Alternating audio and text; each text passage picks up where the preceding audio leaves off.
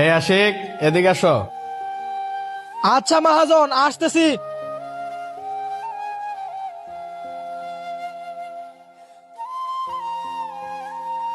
জি মহাজন, কিছু বলবেন? হ, কিছু কল লাগে তো তোর ডাকলাম। তো তোর দিনকাল কেমন চলতেছে? এই তো আলহামদুলিল্লাহ মহাজন, দিনকাল অনেক ভালোই চলতেছে। যাক, বুঝতে পারছি, কিন্তু তোর তো গত মাসে বেতন দিতে পারি নাই। তো বাজার সদাই কিভাবে করতেছস? বাজার সদাই করার টাকা কি তোর কাছে আছে? মহাজন সাহেব, আপনি এগুলো নিয়ে চিন্তা করেন না। আমার ঘরে সব বাজার সদাই আছে, আমার কাছে অনেক টাকা পয়সাও আছে। আমরা অনেক ভালোই চলতেছি মহাজন সাহেব। যাক, আলহামদুলিল্লাহ, ভালোই। বাজারের টাকা থাকলে তো ভালোই। হ মহাজন সাহেব। মহাজন সাহেব, আপনি বসেন, আমার ওয়াইফ আসছে, আমি তার সাথে একটু কথা বলে আসি। আচ্ছা, যাও। আচ্ছা মহাজন। এই, তুমি আমার কাজের জায়গায় আসছো কে? হ্যাঁ, আমি কি এমনি এমনি আইছি? ঘরে একটা টাকাও নাই, বাজারও নাই, কি রানমু, কি খাইবা? তাই বলে কি তুমি এই জায়গায় এবা? এই জায়গার মানুষজন যদি দেখে ফেলায়, তাহলে কি আমার মান সম্মান বলে কিছু থাকবো? তুমি কি তোমার মহাজনরে কইতে পারো না তুমি যে টাকাগুলা পাও সেগুলা দিতে? আস্তে কো, মহাজন সাহেব শুইনা ফেলাইবো। হ্যাঁ, শুইনা ফেলাইলে মনে অনেক কষ্ট পাইবো।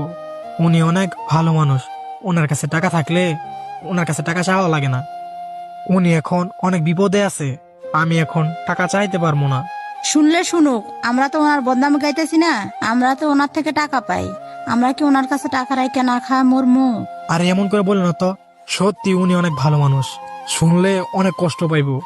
তুমি কি ভুলে গেছো, আমার মায়ের যখন অসুস্থ হয়ে হাসপাতালে ভর্তি আছিল, চিকিৎসা সব টাকা দিয়া আমার মায়ের চিকিৎসা করাইছিল। ওই টাকাগুলো আমি আস্তে আস্তে কাজ করে শোধ করে দিছি।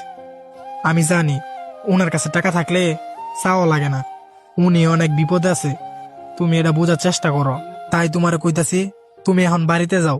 মহাজনের কাছে টাকা হইলে উনি ঠিকই দিয়া দিব, উনার কাছে চাওয়াও লাগতো না। এত কিছু বুঝি না, আমি না খায় থাকতে পারবো না। তুমি দিন শেষে বাজার লয়ে বাসায় যাবা, আমি গেলাম।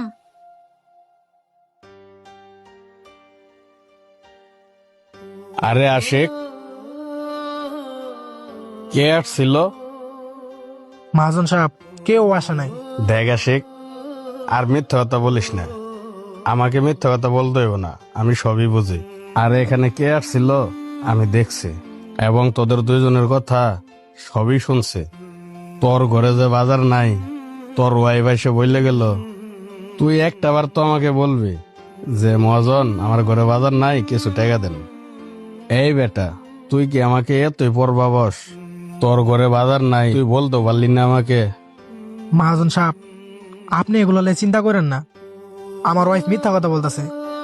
আজকেও তো আমি আসার সময় বাজার করে দিয়ে আসছি, আমার ঘরে সব বাজারই আছে। কিরে আশিক, আমি তো তোদের দুইজনের কথা এখান থেকে সবই শুনলাম, তারপরও তুই আবার আমার সামনে মিথ্যা কথা বলতেছস। মহাজন সাহেব, আমি কেমনে চাই আপনার কাছে টাকা? আমি তো দেখতাছি আপনার কি পরিস্থিতি, আপনি কত বিপদে আছেন। আপনার কাছে যদি টাকা থাকতো, আপনার কাছে চাওয়া লাগতো না, আপনি আমার এটাকে টাকা দিতেন। এই অবস্থায় আমি আপনার কাছে কেমনে টাকা চাই? আমি তো নিজের চোখেই দেখতেছি আপনার কি পরিস্থিতি। আরে আশিক, তুই কি বলতেছস? তোর ঘরের সামান্য বাজারের টাকাও কি আমার কাছে নাই? আর আমি তো তোকে কর্মচারী হিসেবে দেখি না, তোরে আমি আমার ছোট ভাই হিসেবে দেখি।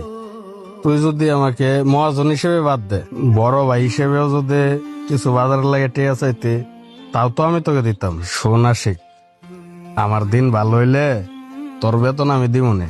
কয়েকটা দিন ধৈর্য ধর, আর চল আমার অফিসে চল। তোর বাজার লাগে যত টাকা লাগে আমি দিতেছি, চল। আর শোন, আরেকটা কথা, আমি তোকে যে টাকাগুলো দিব, তুই বাসায় বাজার করে দিয়ে পরে আবার কাজে আসবি। আর নাইলে কাজে আসার দরকার নাই, চল। হ্যালো বন্ধুরা, আমাদের ভিডিওটি কেমন হলো অবশ্যই কমেন্ট করে জানাবেন। আর এরকম নতুন নতুন ভিডিও পেতে হলে আমাদের পেজটি ফলো দিয়ে রাখবেন। ধন্যবাদ সবাইকে।